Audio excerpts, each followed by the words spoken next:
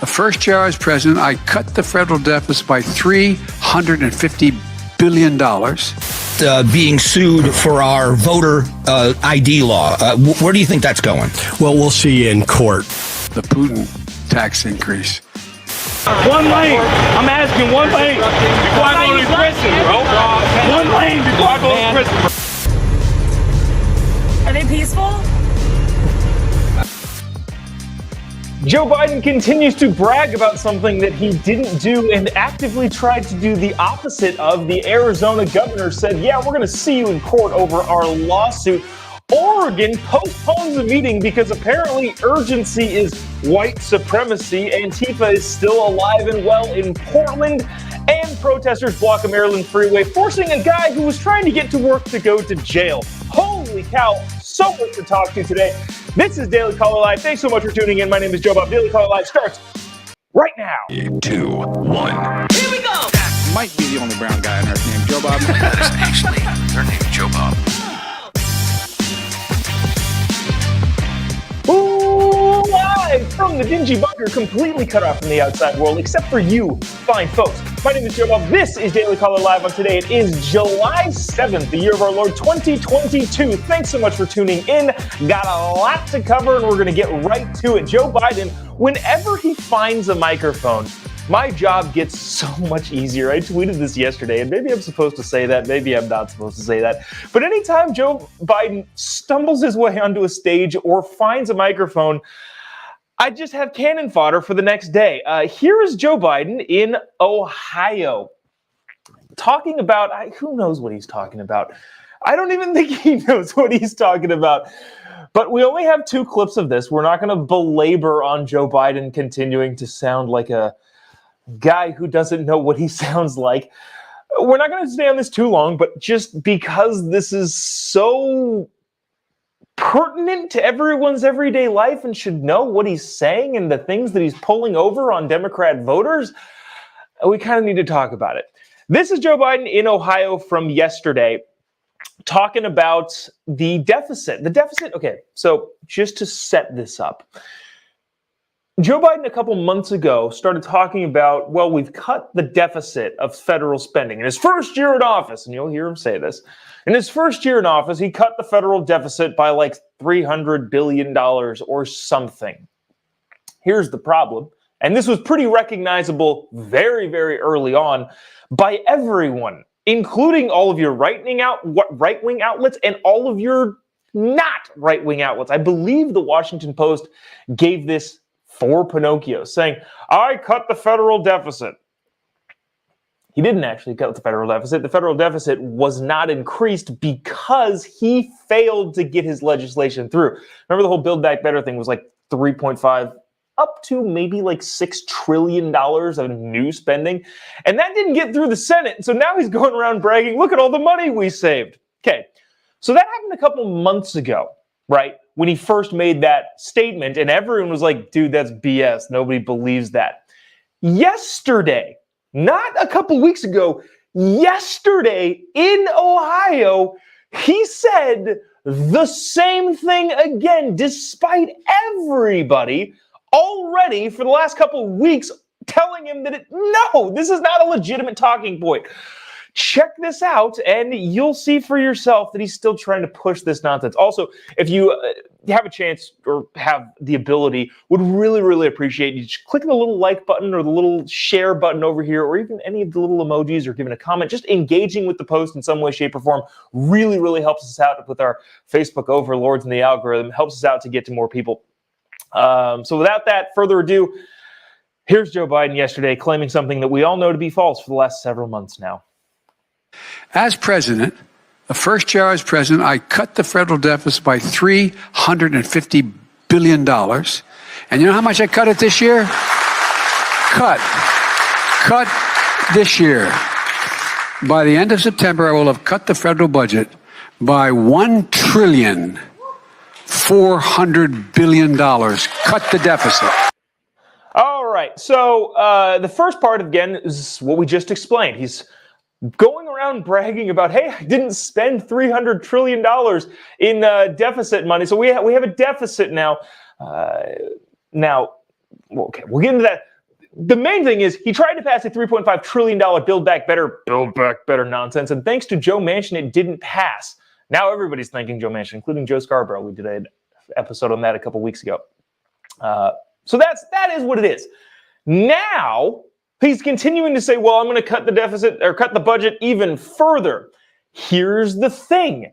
When you're talking about cutting the federal budget, you have to relate it to a year that made sense. And by that, I mean not a year with COVID. Joe Biden is continually going back to the year 2020 and saying, relative to 2020, which we spent more money in 2020 than any government, not even any government, any entity has ever spent in the history of the universe. If you relate it to 2020, Joe Biden says, we've cut the federal budget by this much. Of course, if you were to relate it to a 2018, 2019, for example, he wouldn't be able to say any of that sort of stuff. So not only is this whole, I cut the federal deficit by $300 billion in my first year, complete nonsense, and everybody, including the Washington Post and the New York Times, agrees with that, but his new thing of I'm cutting the budget even further is, again, not on you. It's just a disingenuous argument he's making based on the fact that 2020, we spent way more money than we've ever spent, ever. So relating it to that is just simply nonsense. However, he also is going around, in Ohio, saying things. So hold on.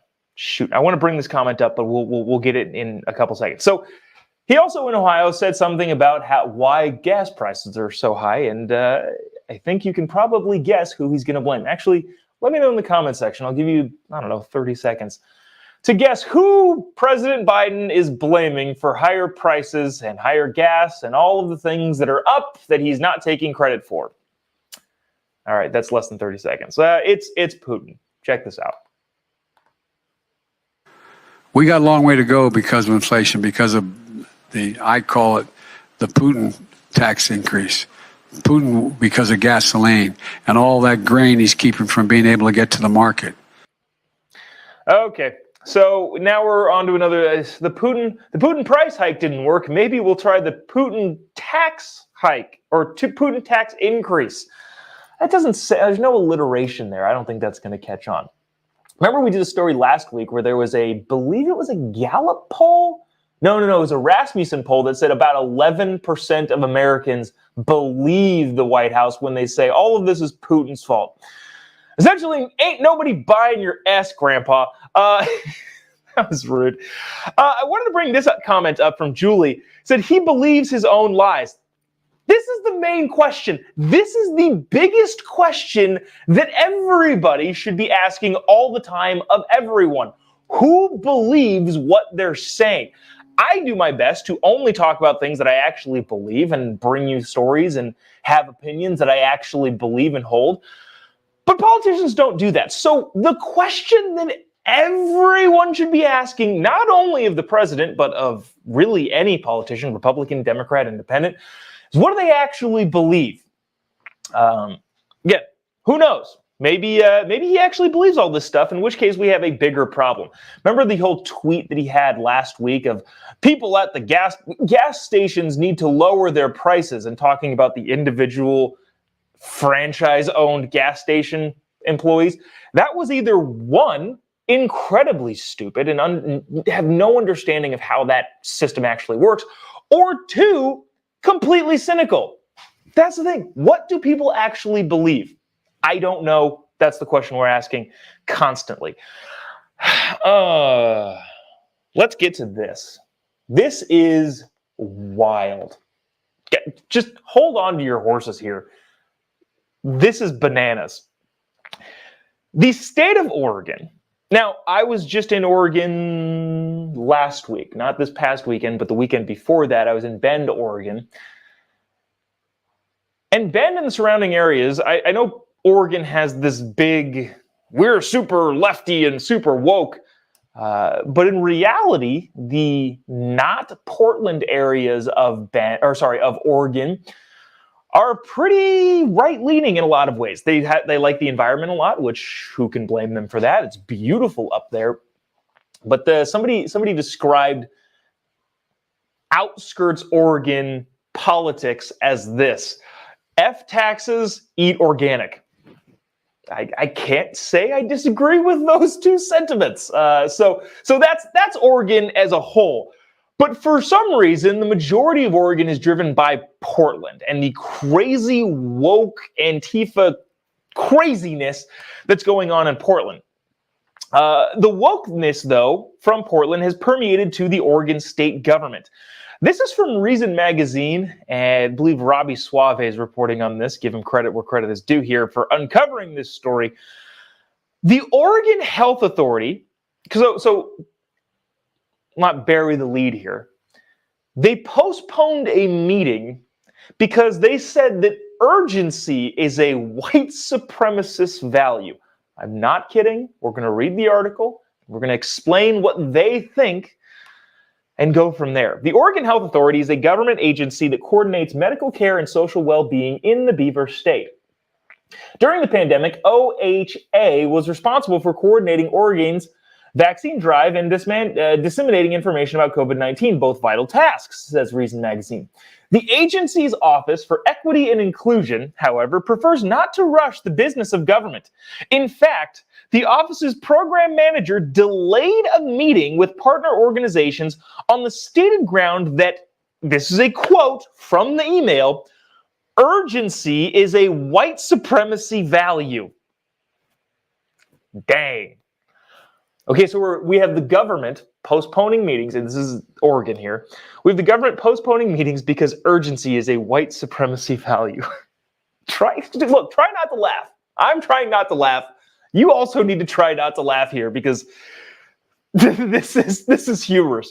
In an email obtained by Reason Magazine, Regional Health Equity Coalition Program Manager Danielle Droppers informed the community that a scheduled conversation between OHA officials and relevant members of the public would not take place as planned. First of all, I feel like the amount of words in your job title is directly proportional to how unimportant your job probably is. I'm not saying that for everybody, but I think the more that people try to add words to their job title, the less important their job actually is, and that title is trying to make an attempt to justify their position.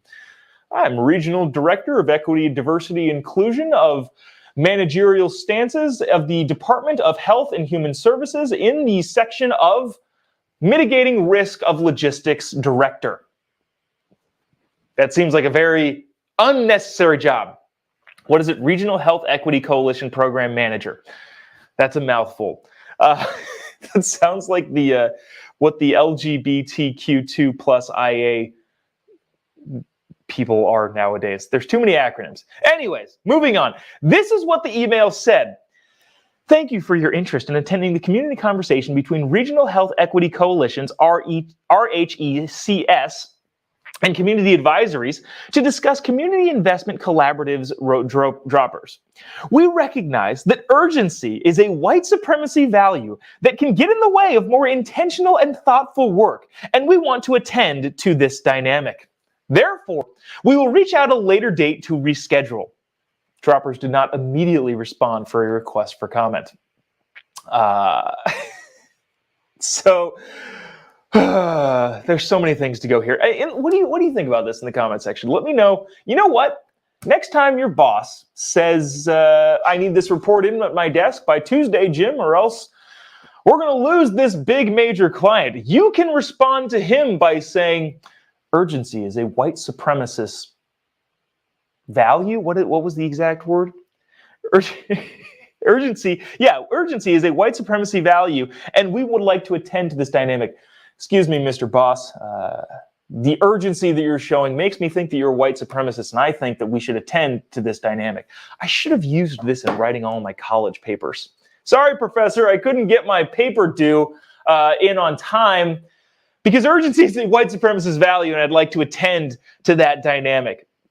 The email was sent from Dropper's state government email address and drew sharp rebuke from many who received it. One such community member replied, "I'm a person of color and I'm calling BS." Another recipient of the Health Equity Manager Medical Group said she was thrown by the claim. Please educate me on what you mean by urgency is a white supremacy value, she wrote. Also, I would like to know how this gets in the way of our health standards works. I have struggled this morning with how to communicate the reasoning for the postponement to the CAC, which is their group that's meeting in Oregon. So basically, a bunch of the relevant people of the relevant groups that were in this meeting were like, how do I explain this to my staff? Hey, we're not having the scheduled meeting today because white supremacy is an urgency is a white supremacy value. I don't understand. Droppers did not follow up with her initial email with an explanation. A county health official, however, responded, I too was taken surprise and yada, yada, yada, investigate, it's found. So basically they go into this the whole thing about this article about here's where this is coming from. And here's why it doesn't make any sense. Let me see. Thomas says, I still haven't gotten my white privilege cards yet. FJB and all of his supporters. Okay. So, yeah, I don't know. Ooh, Curtis has a great idea. Can we do this with our taxes? Yes, IRS/federal government. You know what? Urgency is a white supremacy value, and I wish to attend to this dynamic regarding submitting my federal income tax. Great idea, dude. But you know what? That is what it is. We're going to let Portland, I guess, continue to run Oregon, and Oregon continue to be at the behest of the Portland woke mob.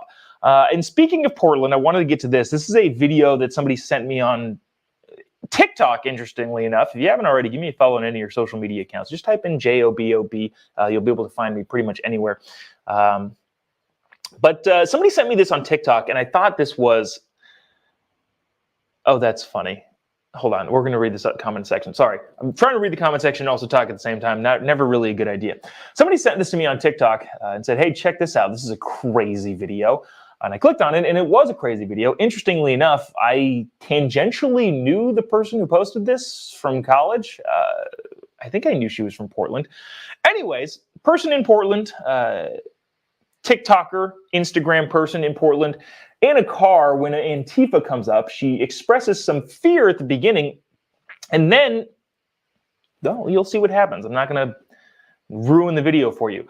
If you haven't already, please click the little like button or the little comment button, or sorry, the little share button over here, or give us a comment. Just engage with the post in any way, shape, or form, whether it's sending it to one of your friends in messages, clicking the little laughter thing, or the little scared thing, or the little angry thing, or the sad thing, whatever you feel is appropriate for your emotions at the current time. Really, really, really helps us out to continue doing what we're doing and stay on the air here. So if you wouldn't mind doing that, just really quick, little right down there. Anyways, here is the not so peaceful protest. Maybe it's a mostly peaceful protest in Portland, as documented by a young woman in her car. Are they peaceful? I hope. I don't know. Oh my God!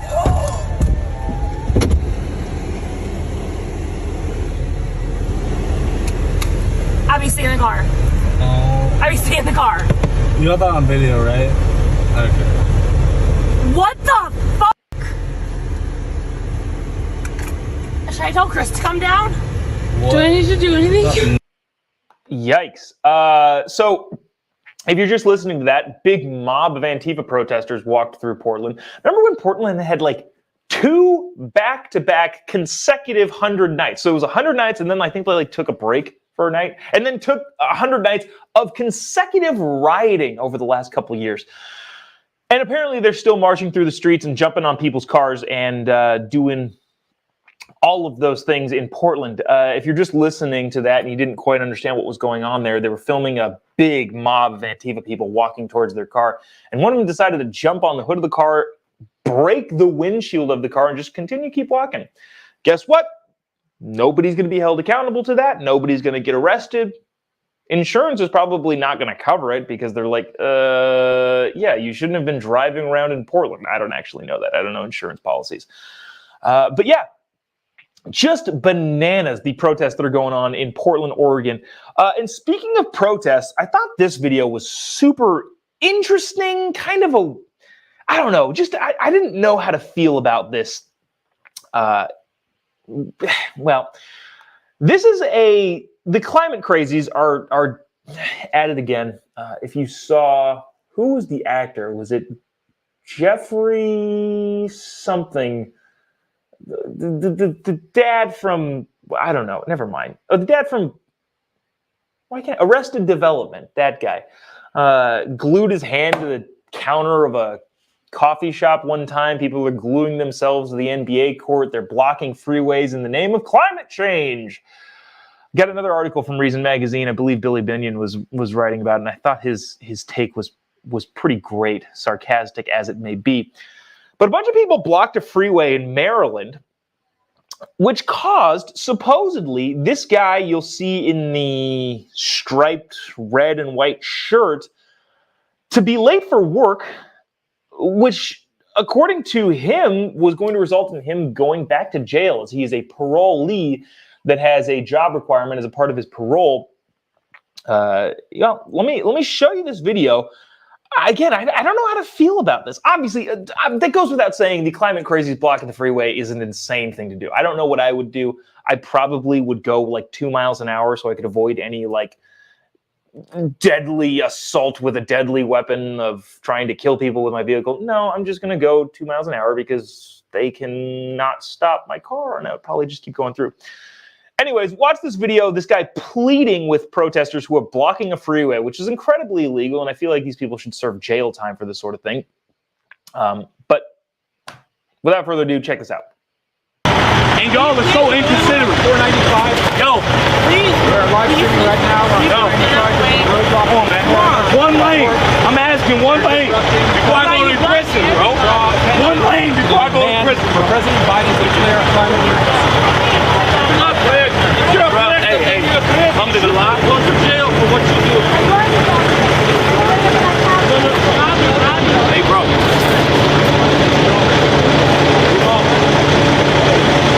No, I'm about to get lost. If I don't have to work, and they take luck. Don't be for 9 years, and I can't keep to work. I've been locked up 9 years, and these people won't let me go to work. I'm not All right, that's probably enough of that. It goes on for a little bit longer, but this guy is clearly trying to get through. So basically, his argument or plea, which, by the way, you don't need to have a reason to want to drive on the freeway. A lot of people say things like, well, I have a medical emergency, I need a job, I'm on parole, I need to go get to my job in order to avoid going back to prison. I have to poop really bad. Maybe that's a reason some people use to have to get through these dumb protesting barricades. But you don't need a reason. But this guy's reason seems pretty good. Hey, I'm on parole and I need to get to my job, and if I'm late, my parole officer is going to send me back to prison. But I also thought, is that legit? Is that like a real thing that can happen? Which found me onto another Reason magazine. Again, this is by Billy Binion of Reason, kind of describing what's happening. A group of activists on Monday blocked a highway in Maryland not far outside the Washington, D.C. area to pressure President Joe Biden into declaring a climate emergency. Okay. Apparently, Congress is just useless nowadays. They're already useless, but even more useless now. Because the president can just do whatever he wants, apparently. Or she, in case that ever... when that happens. Pressure Joe Biden into a climate emergency. Unsurprisingly, they didn't manage to accomplish that, but they did manage to accomplish something else. While we still have no climate emergency, we do have a bystander who may have just lost his freedom for the foreseeable future because he was prohibited from getting to his job by people who were illegally blocking a public interstate. This is where it gets interesting for me. Again, I was kind of asking, like, is that legit? Is that real? Can people actually lose their parole for not being on time to work? And apparently you can, writes Billy Binion in Reason. Parolees are subject to all kinds of ridiculous minutia that threaten to turn them back into criminals for minor infractions. They're often prohibited from drinking alcohol, for example, and indeed risk being thrown back in prison for breaking rules they didn't know were rules. Such is par for the course with this highway protest, which turned drivers into hostages. It isn't limited to this parolee. Okay, so to clarify this, according to I believe it was in this article, but also according to a bunch of people on Twitter, this guy actually was arrested. I don't know if it was because he was late for work and because he just started pushing people out of his way, which I think you can get arrested for some. I don't know. But this guy was arrested. Antonio with some insight here. Yes, it is a parole violation. Yeah, that's crazy. I honestly didn't know that until I was reading this article. But apparently, you can be in violation of your parole for being late for work. Cheryl says what we're all thinking. They should all be in jail, not the parolee guy trying to get to his job, because I believe in second chances, and I think you should too. But the people blocking the freeways, yeah, not cool. People blocking the freeways. Oh, this is funny too. Curtis saying, wouldn't blocking cars on the interstate cause more climate damage? Yeah, that's a pretty dang good point, because now you got a bunch of cars idling and not getting to their destination in which they could turn their car off. Oh, that's funny. That's very funny. So anyways, I think this guy ended up going to jail, probably for using physicality on the people blocking the roads, which I don't think I have a problem with. But Binion continues in reason, such is par for the course for highway protests, which turns drivers into hostages. It isn't limited to parolees, who I'll add is the type of person who the left would fight for, generally speaking, when circumstances are more convenient. It also includes people experiencing medical or family emergencies, those in labor, etc., etc. In those cases, one wonders how many hearts and minds came around to the climate change, as the activists likely sent the man back to prison for the sake of the protest that he didn't move the needle one iota politically. I'd venture very few. Basically saying, how many people's minds were changed in that traffic jam? How many people were stopped behind those protesters and go, you know what? They're right. That's it. I don't think we should do this anymore. I think I'm gonna get out of my car and walk. The chances are absolutely nobody. But such is what we allow in this country nowadays. I think you should probably have some pretty harsh crimes for people who do this sort of thing, make political protests on public roads, and effectively, like he's saying, take people hostage. Bob says, highway blockers holding drivers hostage. So kidnapping? Maybe. Last but not least, this is kind of interesting. We brought this story yesterday. The Biden administration is apparently suing Arizona for making people show an ID to vote, which, again, I know a lot of you watch in parts of the country that, of course, you have to show an ID to vote. Is that a thing in places? But yeah, it's not a thing in places, especially in California specifically. I've never showed an ID to vote. It's kind of a ridiculous thing. When I go in to vote in California, you basically pick your name off of a list of registered voters by giving an address, which, I don't know if you know this, addresses are available to anyone via Google Maps. I, in theory, could just say anybody's address, and then when they say, okay, you are Mr. John Smith, I say, yep. And then I get a ballot and I get to vote. I don't do that. That is a federal crime. But I think the thought is, if there's any ability to cheat in elections, you have less trust in the elections. Whether or not cheating happens, the ability to commit voter fraud is just as bad and undermines the process just as much as actual voter fraud. I'll get off my high horse here. Anyways, Arizona Governor Doug Ducey responded to the lawsuit by the Biden administration on a radio show yesterday, and I thought his response was very, very, we're not backing downy. Check this out. All right, let's talk about being sued for our voter ID law. Where do you think that's going? Well, we'll see in court, Mr. President. I mean, you've got to be kidding me. Everybody knows that you have to present voter ID, you have to be a citizen, you have to be a resident, and you should be alive on the day that you vote. In Arizona, we make it hard, if not impossible, to cheat, and very easy to vote if you are a citizen. If the Biden administration wants to challenge that, we'll see them in court. Dang. So that's it. Pam says, how hard is it to get an ID? We have to show voter ID here in Iowa. Yep. Everybody pretty much has to show voter ID. It makes the most sense. I don't understand why anybody would argue against that. I lied. I do understand. I do understand the arguments. The arguments are bad and not compelling enough to change my mind on this, saying that, well, some people don't have an ID or have the ability to get an ID. Yeah, they do. You can make an appointment with the DMV. And here's this. How about this? How about this compromise? Maybe compromise. If it's so hard to get an ID from the DMV, maybe we can all get together and say, hey, maybe the DMV needs to reform itself and not be such a freaking terrible government institution. How about that? Maybe we can compromise there. So that is it. Let's see.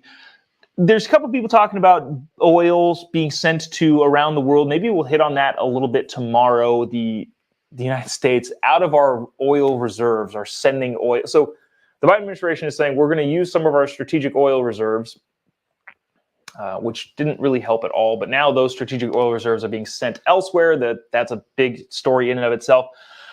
I couldn't decide. Let me know in the comment section, how much do you guys care about UK politics, as the UK is somewhat of a driver for what's going on in the rest of the world? Boris Johnson yesterday resigned from the head of the Conservative Party in the UK. Yesterday? It might have been today. I think it actually was this morning, but today there, which is the time change, all that sort of stuff.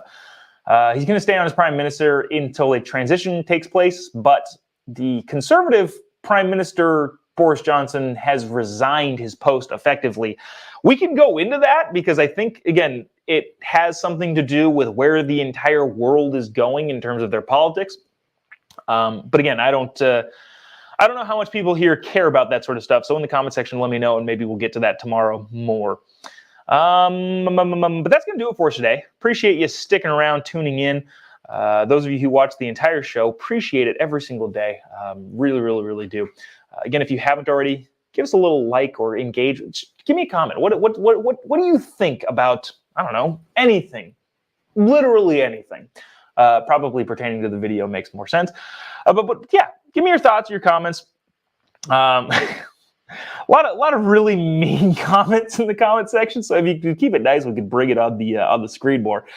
But that being said, really appreciate any of you tuning in. If you haven't already, click the little like button or the little heart emoji or the, I don't know, whatever it is that you feel appropriate, really, really does help us out. I can't tell you how much it actually does help us out. The Facebook algorithm is such that the more people engage with a post, the more it goes to people. And Daily Caller has like 6 million people on Facebook. And so the more people who like this, it starts a snowballing effect. So that's why I ask so often if you could just please click the like button, a little share button, a little comment section, whatever it is that your heart's content can help us out, get to more people. Anyways, let me see. If you haven't already, give me a follow on any of your social media platforms. Just type in JOBOB. Again, the running joke here is that the Chiron is wrong. The Facebook is just the Jobob. It's also that on TikTok. One of these days, it's going to get changed. That'll be a monumentous celebratory day, but that day is not today. You can follow me on Instagram, YouTube, Facebook, Twitter, all of the above. Let's see. Tomorrow we're going to have a fun montage. Tomorrow at the end of the show, we'll send you off into the weekend with a very, very nice long compilation of the president forgetting people's names. It was one of the funniest things I saw on Twitter yesterday. I didn't want to bring it today because we had so much to get to, but we will do that tomorrow at the end of the show to send us off into the weekend. But for now, that'll do it. I will be on OAN tonight. If you get One American News Network, I believe on In Focus. I'm not really sure what time that airs, but if you get OAN, want to check me out there, I'll be there tonight, this evening. And that'll do it. See you tomorrow. God bless America.